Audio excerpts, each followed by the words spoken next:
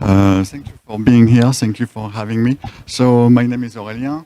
I have 20 plus years experience, mostly around optimizing operations for big projects, very widely optimizing operations, project management, and making sure that added value time of the people is well spent and not on tasks that can be automated, broadly speaking.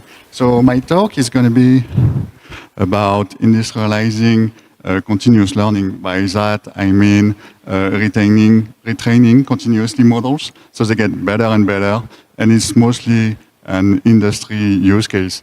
It's for companies. So they retrain the model in newer data they get as time goes by.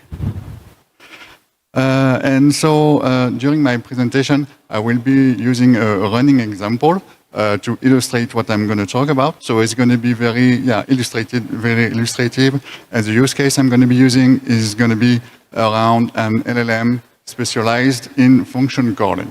So we're going to see how we can make a very good small LLM, very good at being an expert at function calling with retraining. We will see that in detail. So my talk is going to be split in 4 sections. The first of which is going to be about the retraining framework we are going to use for this.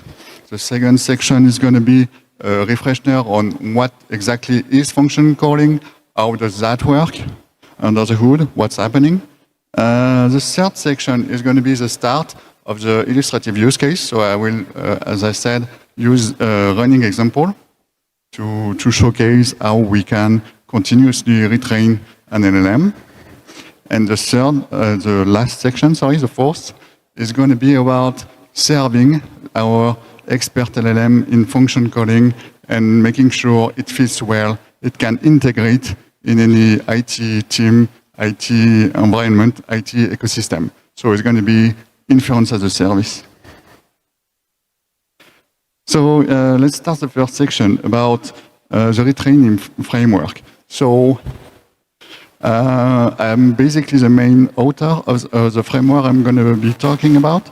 And the idea behind having a new framework, having a new tool, is that I feel like in MLOps, in industrializing machine learning in general, people think of tools as a way to automate, but they just think of it that way. And I think it's important to also include some kind of ease of use and confidence and feeling of naturality for the users. So the tool is not just about automating, but it's about making people having less moral burden, less weight on their shoulder. They don't have to think about lots of things.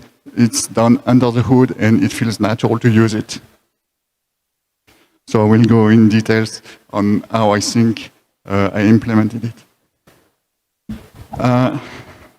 Also one of the main differentiator of that pipeline, of that package, so I didn't even mention it, but it's named Retrain Pipelines, it's open source. So one of the big differentiator is that it's pip installable. In that sense that you don't need to install separately a database, install separately a web server. It's just pip install and you get all installed in one location. And of course, it does come with sample pipelines. So that's another big differentiator. I have developed, and it's a library, a directory under the GitHub repo, which is it's being maintained heavily. So I add new sample pipelines every once in a while. It's to illustrate different use cases and how it can be employed out of the box and customized to your different needs.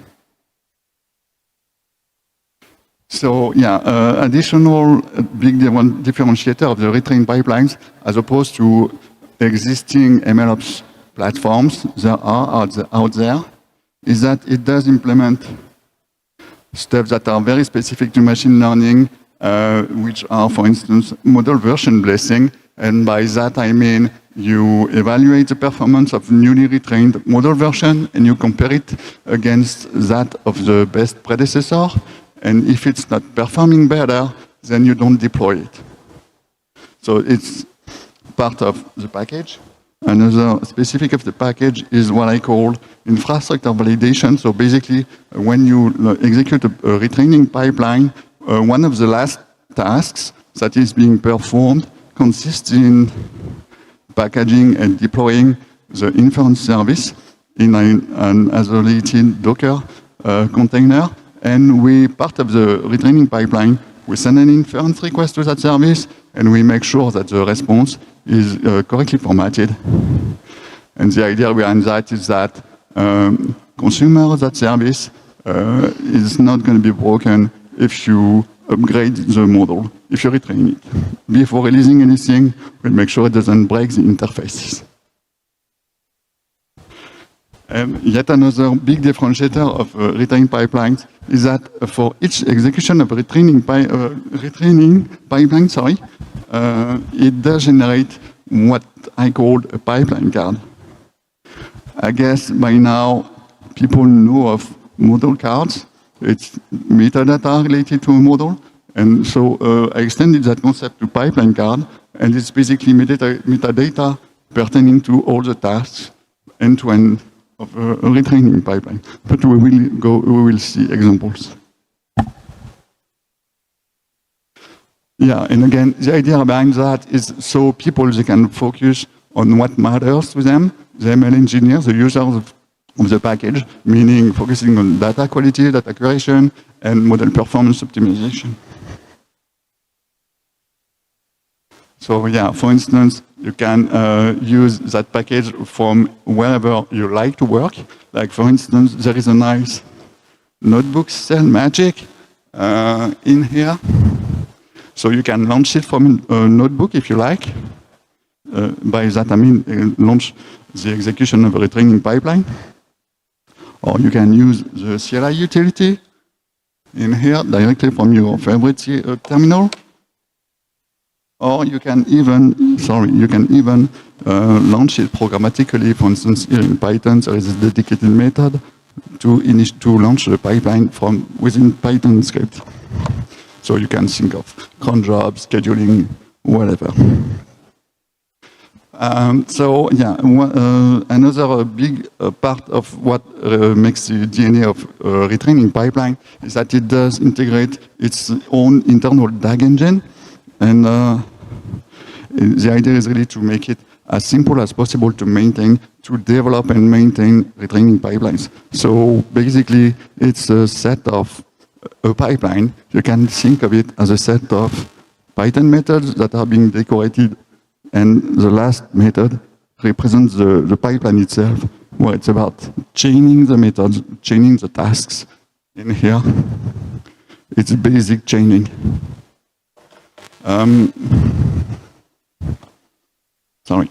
So, and it's not just tasks, but I also introduced the concept of task groups, where you can, so a task group is just a set of tasks that take all the same, they take the same input, and they are execute asynchronously, and the successor task gets the output from all these tasks, from within the task group.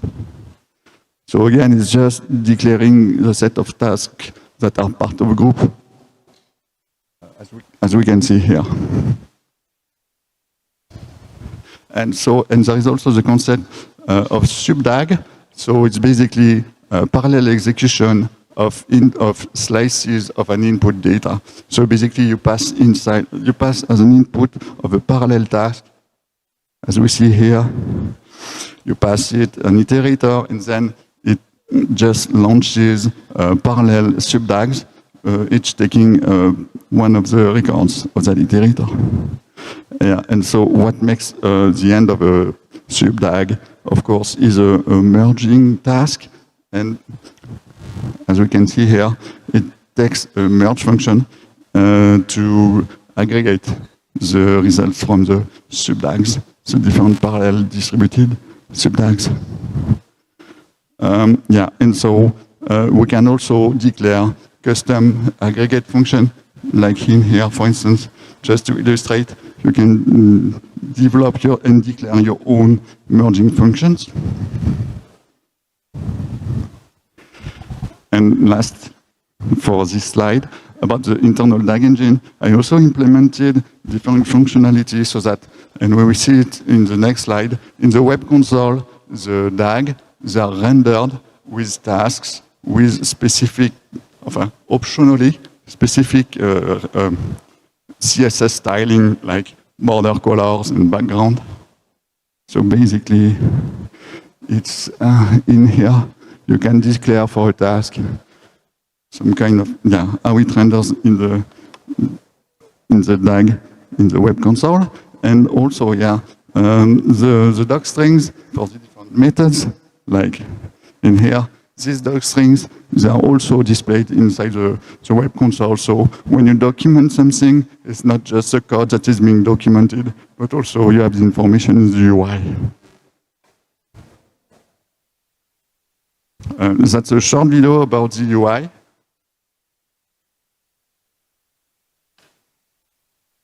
Okay, the mouse is not working. Okay, so you can filter, and you see the DAGs have their own formatting, so that when you look for one only, you're very familiar. You cannot confuse your different DAGs, so that there are different executions of the same DAG. You have the docstring from the DAG showing. You have the docstring for the task groups. You have the docstring for the unitary tasks. You have autocomplete for the search. You can filter by execution success status. And we see here that even at the task level, you have the custom formatting. We will see how it can become ND in a few moments. It's not just about aesthetics. And you have the name of the custom merging function. And you have whether or not there have been failed executions historically. And of course, it's reactive to external events. So if there is a pipeline execution launched, so it appears here until it completes, and it's dynamic. So that was for the web console. And the intent behind all that is that we've seen 2 slides before, prior to this one, that we can declare all tasks within the same module. But the intent is, of course, for companies to develop libraries, internal libraries of tasks for them to be reused. So be imported, when you declare a DAG, you import your tasks. Like, for instance, in here, we are imported a theoretical task that is called inline, and we can declare and use it in different pipelines, and that's how it would show. So when different pipelines are using the same task, it shows here visually, so it's easy to see this is the same task, for instance.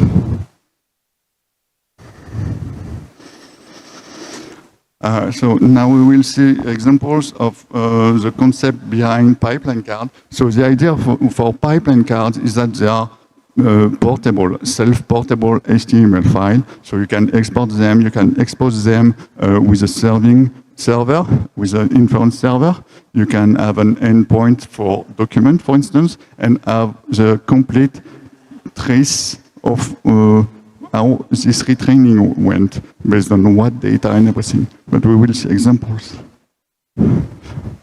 So for instance, here.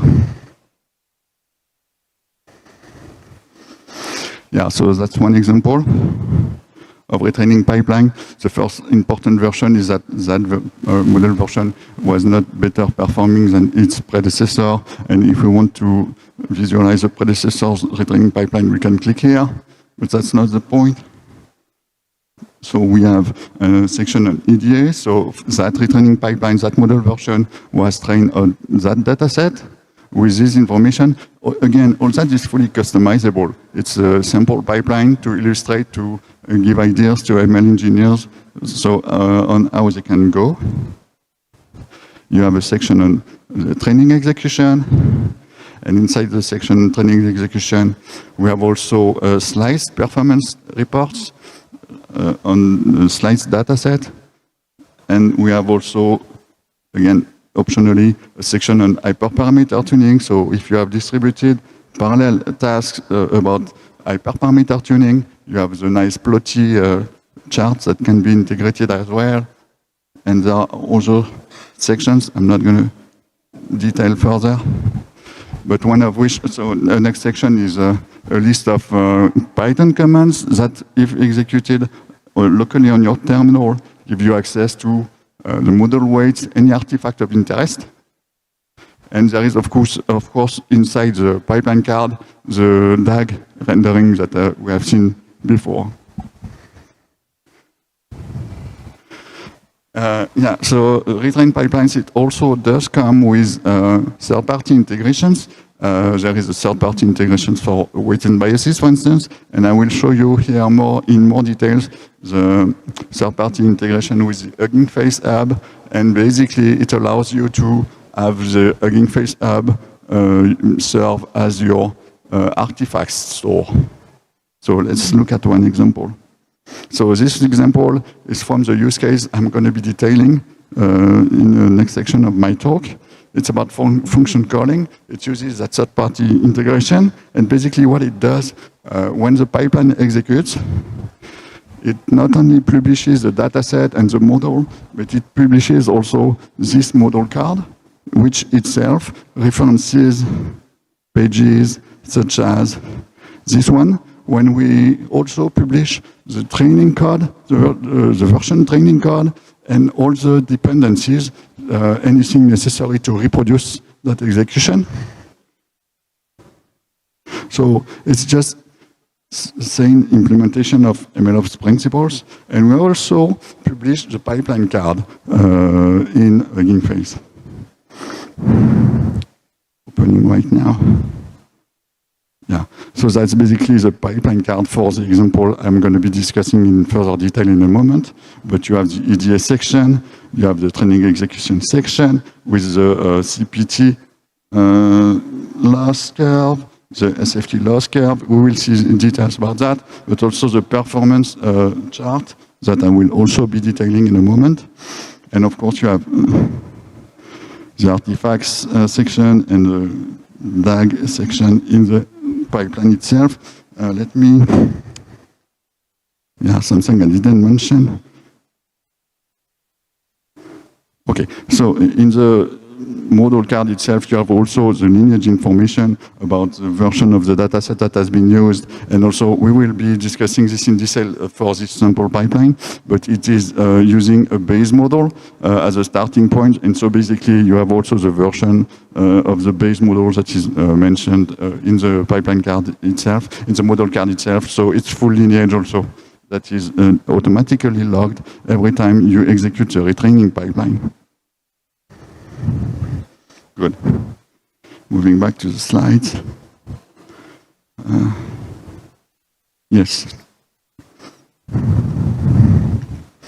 Yeah, and one more thing that comes nicely with retrain pipelines out of the box, part of the package, is there are a set of inspectors. So basically, the concept of inspector is for if one day you're interested in digging deeper into one particular execution, for instance, if you're interested, if it's highly distributed and you want to see why what happened on a particular worker or something like that, there are inspectors for that out of the box in the pipeline, in the package, retrain pipeline package. And another sort of inspectors that are also included, I will talk to you about the Hugging Face integration. So inspector in relation to Hugging Face integration, so if you don't mind the import lines, it's just 3 lines of code that allow us to inspect everything in relation to the version history of the given model, given its repo ID. So if we see here, the only parameter is the repo ID, and if it's private repo, you can also inform your token. And so you call here, and what it does behind the wheel is it retrieves all the metadata from Hugging Face, and then we have one call that allows, we will see it in the next slide, it will here render a nice HTML table about the history of revisions. And here it allows to show the same data as a chart. So moving to it now. So this table rendering, it's a sorted list of different model versions with, in here in the second column, it's direct link to the Hugging Face model repo for these versions. So again, for each of them, you click on it and you open the page I've shown you in relation to that version. So with full lineage and everything, pipeline card, you name it. So that's the HTML format for the table. And the second command allows to draw that chart. So basically, it's an easy way to see which model version was better to his best predecessor. So for instance, this one was not worth publishing when this was.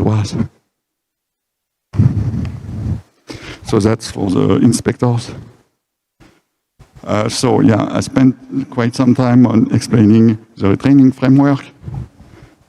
These sections are shorter. So this first of the three sections is a refresher of how tool calling works. So let's get there. So yeah, so there is a mistake in that slide. I will show you which, but there is a fault. So basically, it's the workflow. What happens when a model uses tool call? What does it mean when we say a model is good at tool calling? What does it mean? So there is a query, a user query. Our example here is the user asks, is 48 a perfect square? The answer to that is no. But so that user query is appended to a list of tools that are available to the LLM for him to pick. So basically, it's made up of the name of each tool. So here it's two tools. The first one, the second one. So the name of the tool, a description of what the tool does, a description of the different parameters and type of parameters expected for that tool. So all that, for each query, you don't just send a user query to the LLM, you send all that for all the tools that are available to it. So it's an extended context. So you send that to the LLM, and then the LLM, what it does is that it infers this suite of tokens which represents this string. So basically, when an LLM does tool calling, it just infers this string, which is then passed to a sandbox environment where you do import your library of tools, and you make the call. And that's where there is a mistake in this slide. Of course, the answer is false. So this is what happens. It's not in relation to the LLM. And then next step is the user query plus the response from the tool call, which is false. They are appended to each other, and then they are sent back to the LLM, and the LLM is then in charge to formulate a nice answer to the users. So typically, is 48 perfect square? The final answer is going to be, no, it's not.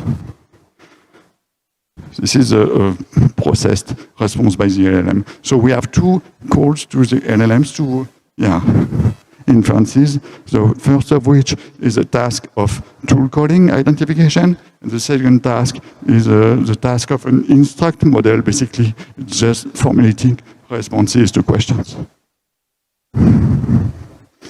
It was the workflow. And now I wanted to also show how it looks when we use the completion API, the famous. So basically, you declare the tools as Python methods. Then you further indicate what the tool does. That's the same as what I have shown earlier, but here it's Python code. That's basically how you do it. So you declare the tools here, and then you give it the description, what does that tool do, and then you give it the typing of the signature of the method, and all that. You also add the user query, of course. You send all that to the completion API, and that's how it looks. So basically, for each query, again, it's not just a user query that is sent, but also the list of available tools. And overall, in general, it's around 12 tools. And there is a hard limit, I believe, on Cursor, for instance, to up to 50 tools, but it never goes higher. So it's fairly limited amount of tools. So that's for the completion API. And the newest responses API is very similar looking. if I switch between the two back and forth, we see the differences are very limited, and actually the differences with the responses API is in the format of the response object that is being returned. But that's not very important to our subject here. Okay.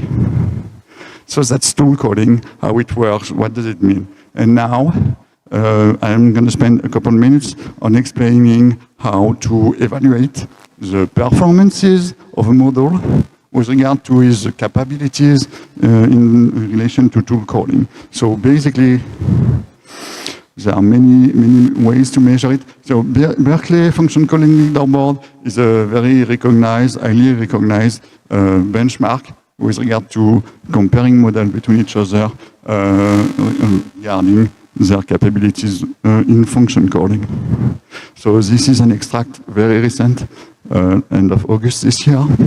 It's a lot of huge models, and what matters is that overall the performances, they are not that great when you look at the numbers. So we will be focusing on that column. So that column is singleton, meaning that's the example I gave earlier. One user query, no chat history, just one user query and a set of tools. And so that's singleton. And non-live is that we do not send the user query to a sandbox to check that the return is correct. We just check that the tool call generated by the first LLM is the right one, appropriate. So yeah, again, we see the numbers here. So it's for the very best of them all. It's 88%. It's good, but there's still room for improvement.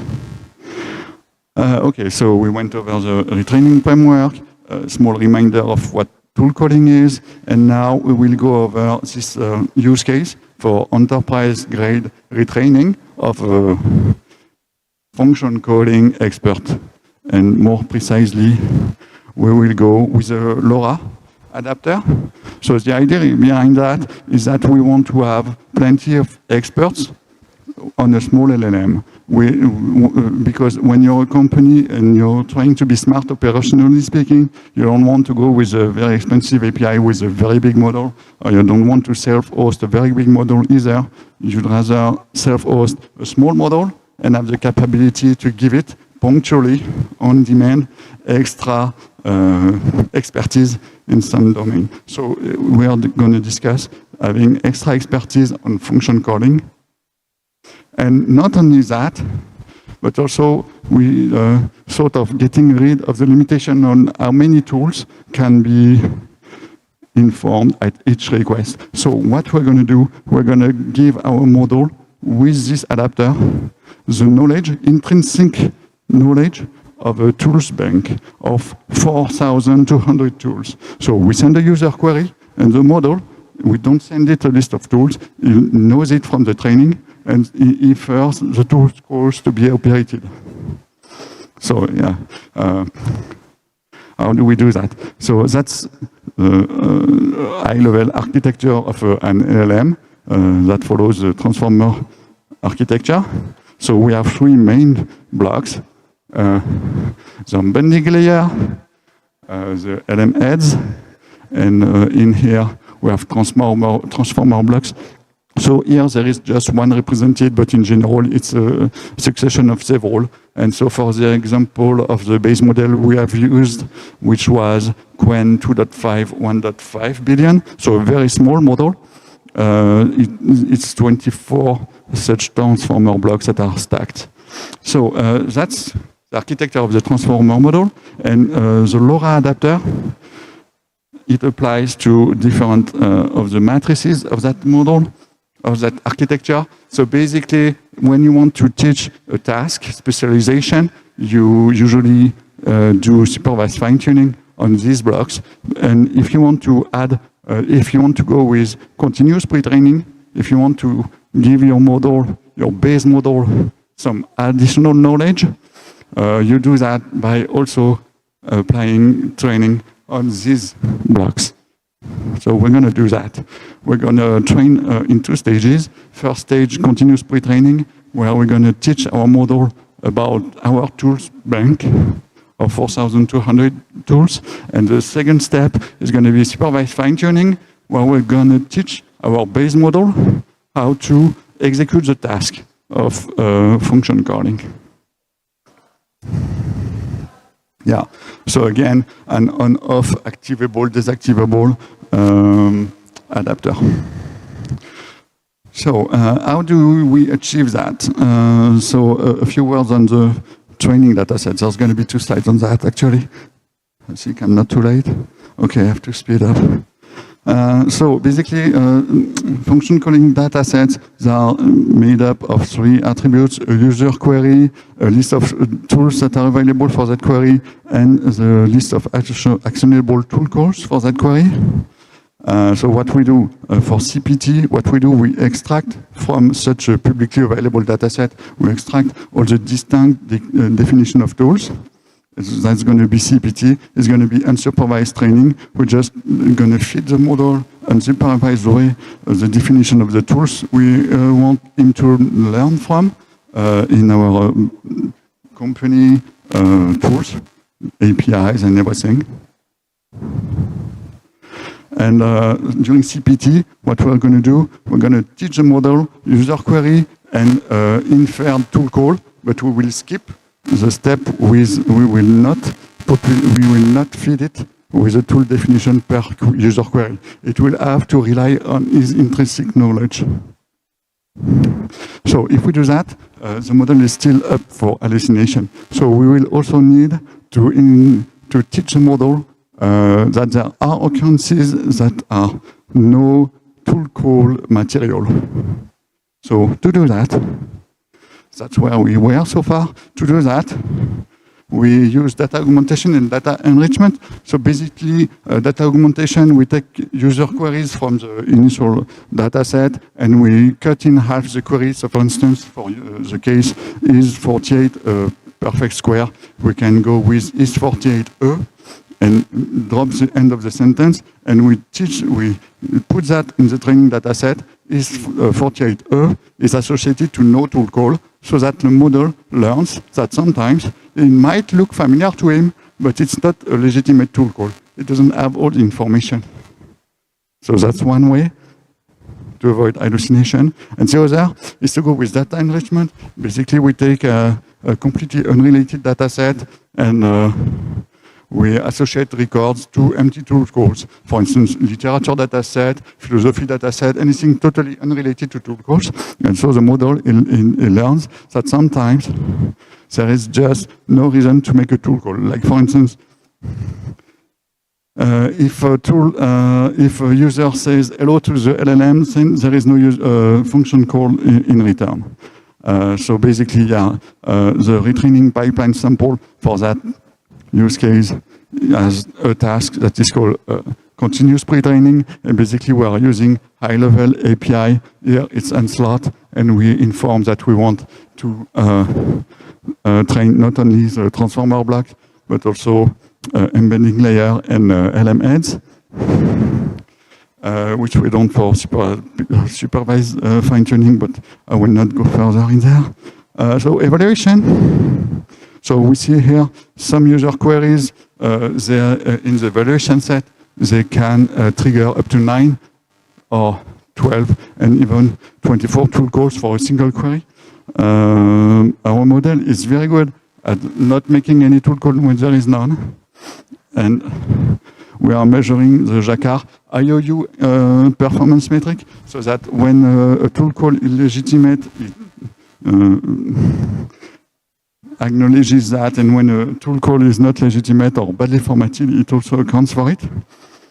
And so our small model is still performing pretty well, like more than 75%.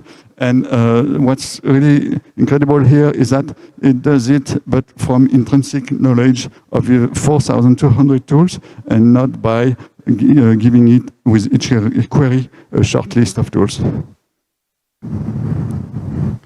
Yeah, so there are also false negatives in how we compute that performance metric value. Like for instance, it is in the ground truth label. Sometimes it's formatted that way, and the model infers that. Basically, they are both very valid, but we don't measure that as positive in the evaluation metrics, so it underestimates actually the performance of our model. And there are other cases like this one when it's just the same park, but not exactly the same coordinates. So there are plenty of false negative actually. Right.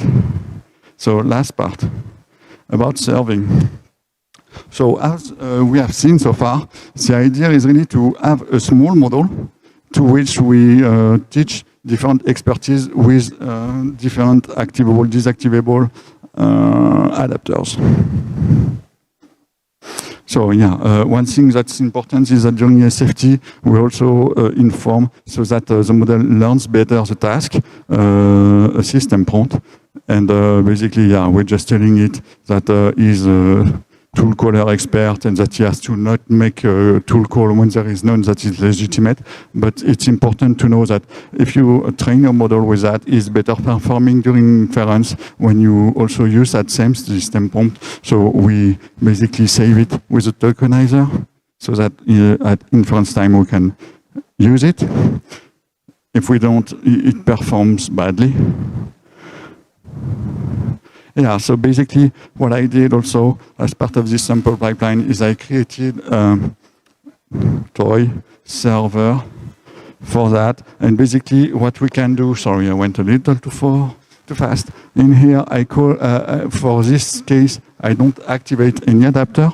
So basically it's the base model that is inferring.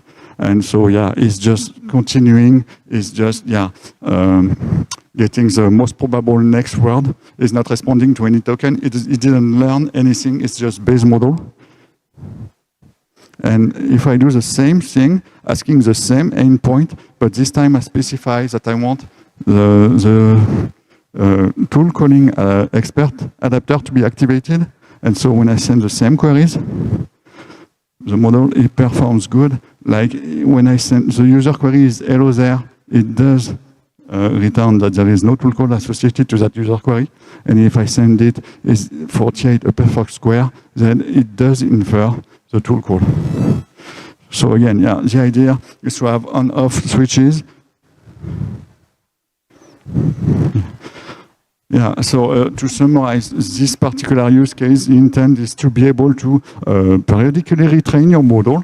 If you have new tools available in your company, or if some cool tools are deprecated, it's just 4 hours on a T4 for this model to learn it all with 100,000 records in SFT. So it's fairly efficient. It doesn't cost much. You can do it very often. And your model is an expert in knowing your tools and making calls on it. So yeah, self-hostable, cheap. You don't have any vendor lock-in.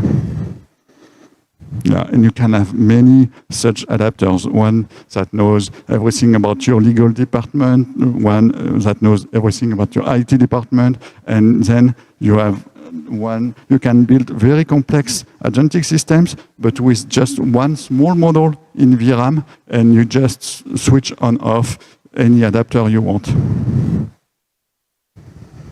Yeah, so that's it for the presentation.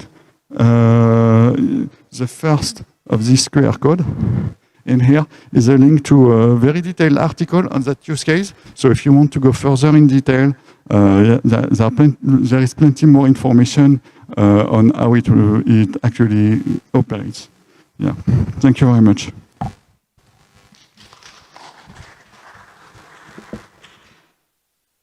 Okay, thank you very much.